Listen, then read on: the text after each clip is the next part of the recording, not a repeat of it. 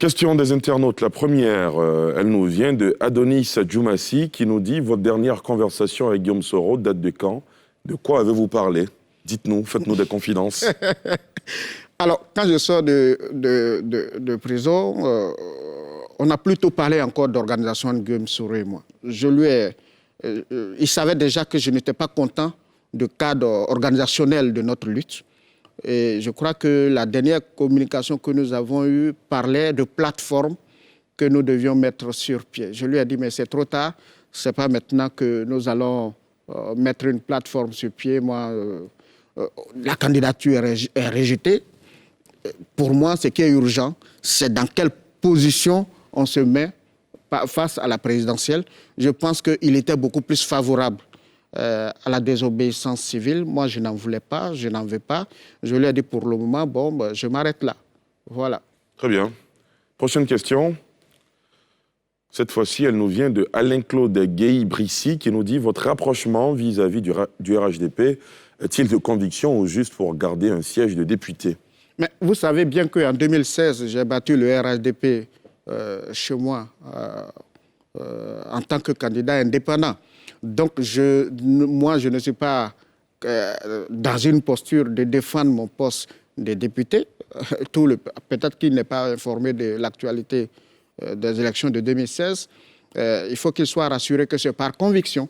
Je pense... Bon, la preuve, cher ami Diarra Souba, pour ceux qui ont lancé la désobéissance civile, qui ont appelé, qui ont créé, le CNT, on est où aujourd'hui? Ce sont les mêmes qui appellent aujourd'hui au dialogue, n'est-ce pas? Ensuite, parlant de mes camarades même du RACI qui n'étaient pas d'accord avec moi, ça me faisait sourire quand ils disaient que moi j'ai trahi. Mais au même moment où ils disaient que j'ai trahi, mais M. Diarra Souba, aucun parmi eux n'était dans la rue pour faire appliquer la désobéissance civile. Donc, on ne peut pas vouloir prendre le pouvoir en se cachant derrière son téléphone ou bien derrière son ordinateur. Mais on ne reste pas aussi dans la maison. Moi, si j'avais décidé de pratiquer la désobéissance civile, M. Diarra Souba, je serais peut-être retourné en prison ou peut-être que je serais mort. Parce que pour ceux qui me connaissent, quand je décide, je le fais. En 2001, en plein forum de réconciliation nationale, justement, quand les gens ont commencé à passer à la télévision, j'ai pris, moi, la décision d'aller au forum de réconciliation nationale quand mon frère et ami Bleu Goudé est passé à la télé. Ce jour-là, j'allais à la rue Lépic et j'ai vu des femmes venir d'Abobo en pleurant parce que Bleu Goudé avait touché des points sensibles sur la vie de la maman d'Alassane Ouattara. Ce jour-là, j'ai fait un sitting devant le siège de feu Seydou Eliman Diarra pour obtenir la parole. Je savais que le cadre n'était pas sécurisé, mais je suis allé quand même pour équilibrer les choses. Le 23 décembre, le jour où on devait être arrêté, M. Diarra Souba, quand je sortais de ma maison, certains de mes collaborateurs sont là. Je leur ai dit, ceux qui ne veulent pas aller en prison aujourd'hui ne me suivez pas. Savez-vous pourquoi? Parce qu'à 6 heures, un aîné du RHDP m'a appelé. On a eu une communication tendue. Et il m'a dit, si tu vas là-bas, il n'est pas sûr que tu rentres à la maison. D'ailleurs, du fond de ma cellule, j'ai vu le maire de Tia Salé sur votre tribune ici. J'ai souri parce que son journal a écrit quelque part que c'est moi qui ai fait foirer des négociations. C'est ce qu'on appelle dans le cadre du retour de Guillaume Soro. Mais je vais vous dire la réalité, c'est que c'est le 23 à 6 heures du matin que j'ai été informé par le DNA, je ne vais pas dire son nom ici, mais il saura de qui je parle, puisque c'est lui qui lui a donné l'information, qu'il y avait des négociations entre lui et Guillaume Soro. Et ils m'ont demandé d'appeler Guillaume pour le convaincre. Quand j'ai essayé de parler avec Guillaume et que Guillaume dit « viens », j'ai décidé d'aller accueillir Guillaume Soro s'il rentrait. Vous avez compris?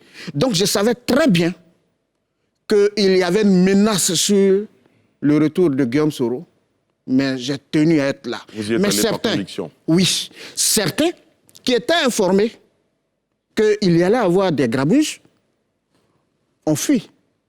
Donc, Kanigui Soro ne fuit jamais. Si moi, j'avais décidé d'opter pour la désobéissance civile, peut-être que je serais retourné en prison. Mais je ne pense pas que ce soit, à l'état actuel des choses, une bonne alternative pour notre pays. Très bien. On va prendre la toute dernière question des internautes. Cette fois-ci, question qui nous vient de Marc Akwasi, qui nous dit « Un jeune militant du RACI, Soro Kognon, fut assassiné lors d'une activité politique de votre parti. Où en est-on avec cette affaire ?» Merci beaucoup. L'affaire en justice. J'ai dit que j'ai vu beaucoup d'internautes venir sur ma page. Ben, tu as fait une alliance avec Ouattara et l'affaire Koyon. L'affaire Koyon ne se règle pas sur le net. L'affaire Koyon est à la justice. J'ai dit tout à l'heure, pour que notre pays soit apaisé, il faut un bon système judiciaire, il faut que la démocratie soit appliquée. Et je pense que c'est sur une table de discussion que ces problèmes se règlent par des acteurs politiques. Pour moi, j'ai l'opportunité aujourd'hui de parler avec le chef de l'État, que j'ai vu avant-hier. D'ailleurs, même, je lui dis merci. Aujourd'hui, j'ai la possibilité de parler à mes aînés. J'ai l'occasion de leur dire les frustrations qui sont les nôtres et comment on peut régler ces situations. Ce n'est même pas le cas Koyon seulement. Il y a plein de personnes qui sont décidées dans ces luttes qu'on mène. Dans le cadre de la désobéissance civile, il y a plein de morts. Mais aujourd'hui, il n'y a plus de désobéissance civile. Ce que je veux dire qu'il faut faire en sorte que tous les acteurs politiques, que ce soit ceux qui sont au pouvoir ou que ce soit ceux qui sont à l'opposition, il faut qu'ils sachent que le temps est venu de régler les questions par le dialogue pour que justement les cas comme Soro Kognon puissent s'arrêter et que cela ne se reproduise plus. Voilà un peu ce que je peux dire à l'internaute. Très bien. Il faut qu'il soit rassuré que Soro Kognon, c'est mon neveu et que Soro Kognon m'a suivi au RACI parce que son aîné était engagé dans la lutte politique et Soro Kognon est décédé par rapport à des valeurs que moi je défends. Et je pense que c'est au nom de ces valeurs que j'ai pris la décision d'opter pour le dialogue politique en vue d'obtenir exactement ce que le RACI a toujours recherché. Très bien.